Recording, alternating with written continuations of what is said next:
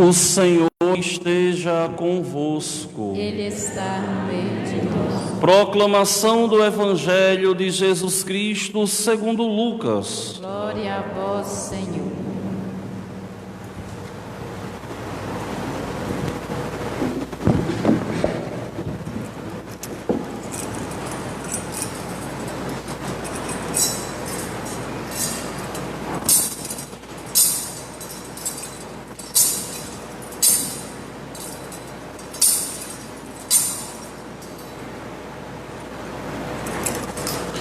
Naquele tempo, Jesus entrou no templo e começou a expulsar os vendedores. E disse: está escrito, minha casa será casa de oração. No entanto, vós fizestes dela um antro de ladrões. Jesus ensinava todos os dias no templo. Os sumos sacerdotes e os mestres da lei e os notáveis do povo procuravam um modo de matá-lo, mas não sabiam o que fazer, porque o povo todo ficava fascinado quando ouvia Jesus falar.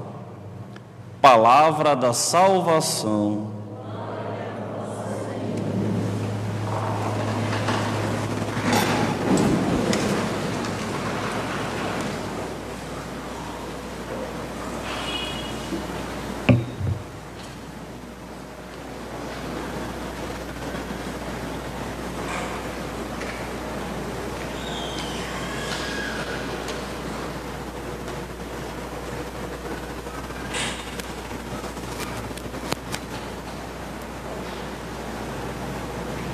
Meus queridos irmãos e minhas irmãs, estamos ao longo desses dias na quinzena do nosso padroeiro, olhando as virtudes, o caminho que nós devemos trilhar para cada dia sermos mais santos, permanecermos e estarmos em Deus. Olhamos ao longo dessa semana as virtudes teologais, olhamos a fé, a esperança, a caridade, e hoje nós começamos a voltar a nossa atenção para as virtudes chamadas pela Igreja de virtudes cardeais. São 7 as virtudes que o homem deve possuir para alcançar o reino dos céus. 3 delas é Deus quem nos concede, que são as virtudes chamadas de teologais: a fé, a esperança e a caridade. Nós as ganhamos quando somos batizados. Mas existe também o bloco das virtudes chamadas cardeais ou virtudes morais, que é um bloco de 4 virtudes, que nós as possuímos na medida em que nós exercitamos, que são as virtudes da fortaleza, da justiça, da temperança e da prudência. São 4 virtudes que quanto mais nós praticamos, mais nós crescemos na amizade com Deus. As virtudes teologais dependem da oração. As virtudes cardeais dependem do exercício. E por que isso? Porque nós não podemos depender só de Deus para crescermos enquanto homens, mas depende também da nossa força de vontade. E por que é assim? Porque Deus, nosso Senhor, deixa o homem livre e concede ao homem 3 virtudes como um dom, como presente, para que o homem, se aproximando de Deus, seja cada dia mais santo. Mas Deus seria uma violência contra nós, Deus queria unicamente que a vontade dele prevalecesse, e não é assim. Deus nos dá as suas virtudes, mas o homem também, pela opção, pela escolha do dia a dia, é ele quem escolhe ou se vai para o inferno. É o homem quem decide. Eu já escutei pessoas dizendo assim: mas padre, Deus não condena ninguém. É verdade, Deus não condena ninguém, Ele é justo. Nós nos condenamos porque queremos, e Ele respeita a nossa liberdade. O homem se deve responder: veja, nosso Senhor chamou Pedro, vem atrás de mim e eu vou te fazer pescador de homem. Pedro poderia ter dito não, mas escolheu dar um sim a Deus. Deus envia o anjo Gabriel a visitar Nossa Senhora e propõe a Maria para que ela seja mãe do Salvador. E Maria, com toda a bondade do seu coração, responde com amor ao desígnio de Deus e diz: eis aqui o homem. Deus chama, o homem responde. Deus não violenta, Deus propõe, Deus convoca, Deus convida e o homem responde. É por isso, meus queridos irmãos e minhas irmãs, que é necessário rezar. É preciso e é necessário que nós todos os dias estejamos em Deus, abramos o nosso coração para Deus, façamos a opção de estarmos e permanecermos em Deus. É você quem decide. Deus só te convida, Deus só te chama. É preciso que você responda com amor ao chamado de Deus. Deus não impõe, Deus não violenta ninguém, Deus deixa o homem livre. Quando nós pegamos essa concepção aqui evangélica, da liberdade do homem em escolher servir a Deus ou não, nós vemos de uma forma tão bonita e tão santa esse trecho do Evangelho de hoje. Olhem o texto santo do Evangelho de hoje. Nosso Senhor entra no templo e começa a expulsar aqueles homens que estavam ali, fazendo da casa de Deus uma casa de comércio, transformando a casa de Deus numa feira, em um ambiente não propício à oração.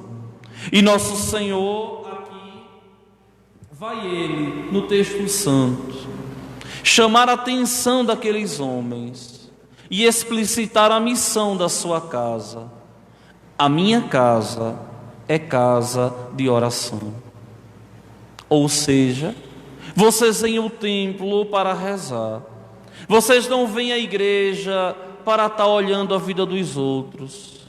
Vocês não vêm à igreja para ficar com comadismo, conversando com um e com o outro. Dentro da igreja, a gente vem rezar. A gente vem se encontrar com Deus. A gente vem escutar o que Deus, nosso Senhor, está a nos falar.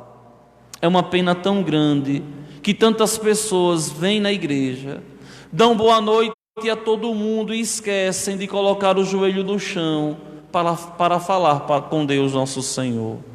É uma pena tão grande que muitas pessoas vêm à igreja como se fosse unicamente para preencher o tempo, onde deveriam de verdade aproveitar o tempo para crescer nas virtudes e estreitar os laços com nosso Senhor, laços de eternidade, laços de santidade que haverão de nos levar aos céus. E aqui, nosso Senhor, Ele expulsa todo mundo do templo que estava bagunçando e não permite que baguncem o templo de modo algum. Vocês sabem, sempre chamei atenção a respeito do comportamento de muitas pessoas dentro da igreja. Seja uma criança gritando, chamando atenção, E um pai, muitas vezes, cruzando os braços, deixando a criança bagunçar e atrapalhar a oração dos outros. Seja, muitas vezes, alguém que, ao invés de prestar atenção naquilo que está acontecendo no rito litúrgico, muitas vezes está olhando para um lado, para o outro, para A e para B, ao invés de voltar toda a atenção para o altar. E chamo a atenção, sim, porque é preciso que todos nós aproveitemos com dignidade o pouco do tempo que nós temos ao longo da correria do nosso dia, para acalmar o nosso coração, para encontrar as certezas que só Deus nos dá através da vida de oração. E aqui nosso Senhor chama a atenção para que o povo seja de verdade virtuoso e saiba se comportar, para que o povo de verdade seja virtuoso e aprenda a tratar com seriedade e com santidade aquilo que é sério, aquilo que é santo.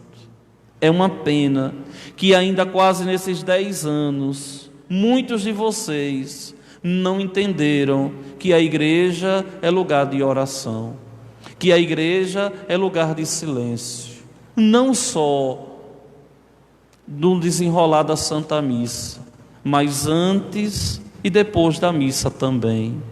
É uma pena tão grande que muitos de vocês não conseguem chegar um pouquinho antes, sentar na igreja, preparar o coração, pedir a Deus a iluminação necessária para escutar aquilo que Ele nos quer falar. Se Deus nos traz à igreja, Ele tem algo a nos dizer, a nos corrigir, a nos incentivar.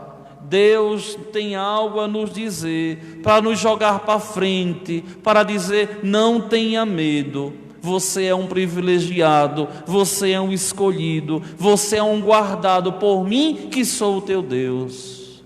Não é à toa que Deus, nosso Senhor, nos traz à igreja. Se Ele nos traz, Ele tem algo a nos dizer.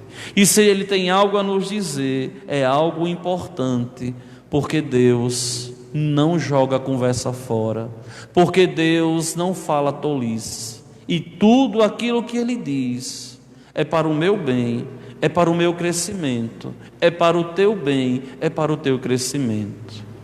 Meus queridos irmãos e minhas irmãs, a palavra de Deus pregada no templo com dignidade e com seriedade sempre foi causa de intriga daqueles que não querem se converter. Olha o texto de hoje.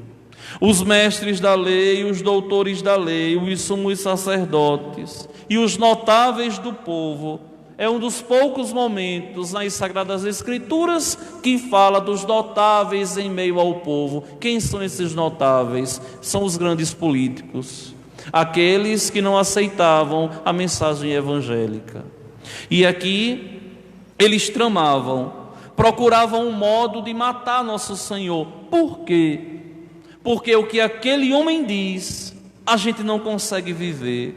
Porque o que aquele homem prega nos causa um embaraço, porque o que aquele homem diz de verdade bagunça a nossa consciência.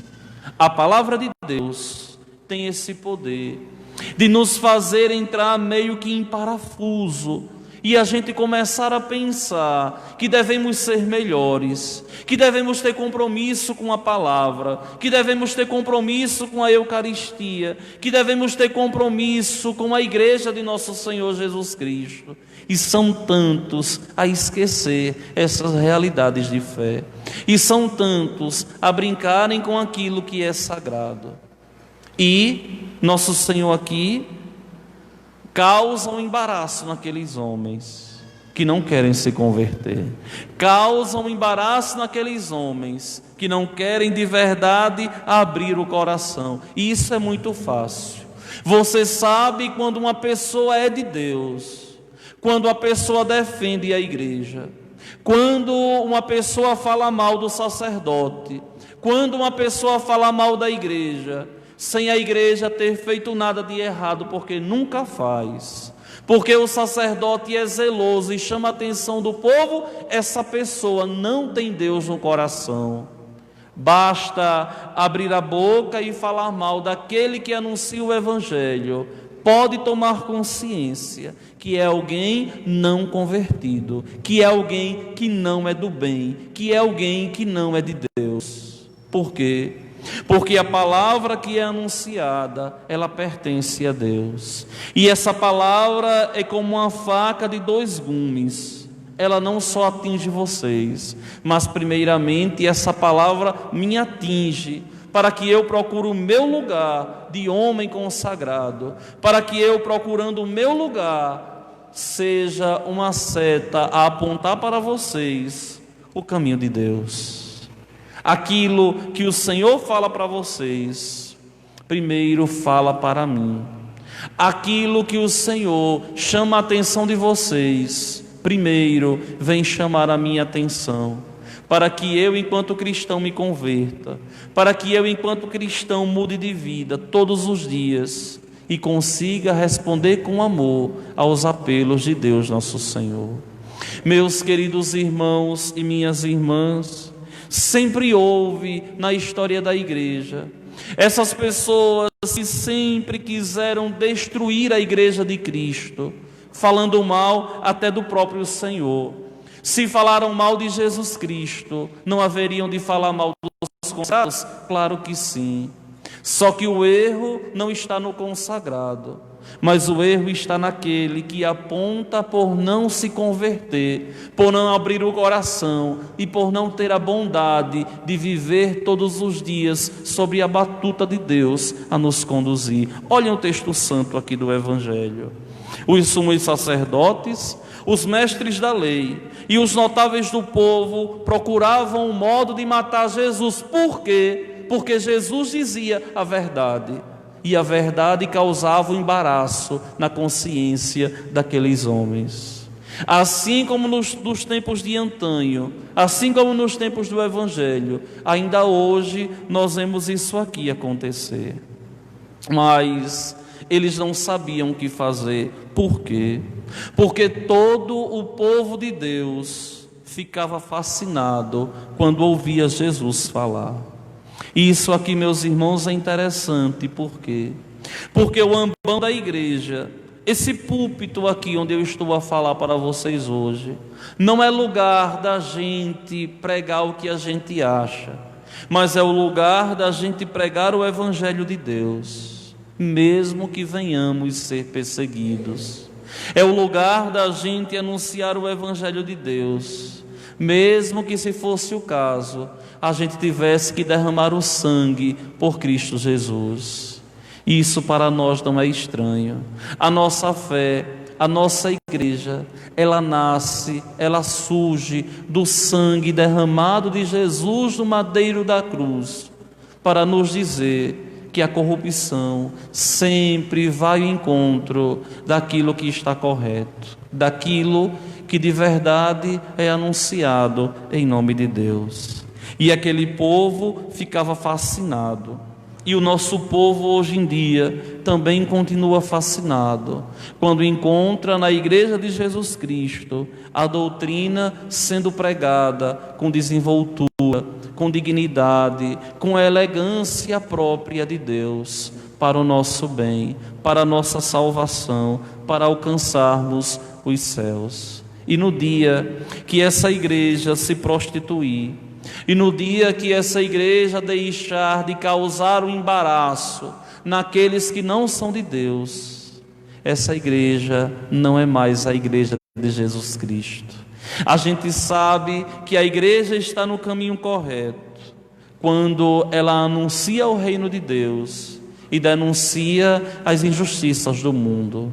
Aí a gente vê que a igreja de verdade está no caminho correto. Porque se perseguiram o Senhor, haverá de perseguir também todos aqueles cristãos que levam a doutrina a sério, que levam a doutrina com dignidade e se esforçam todos os dias para crescerem em santidade.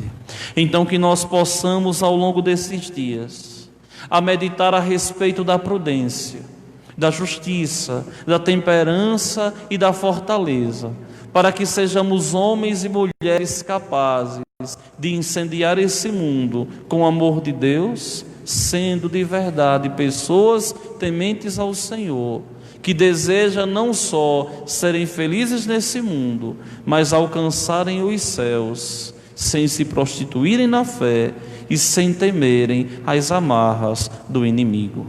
Louvado seja nosso Senhor Jesus Cristo. Creio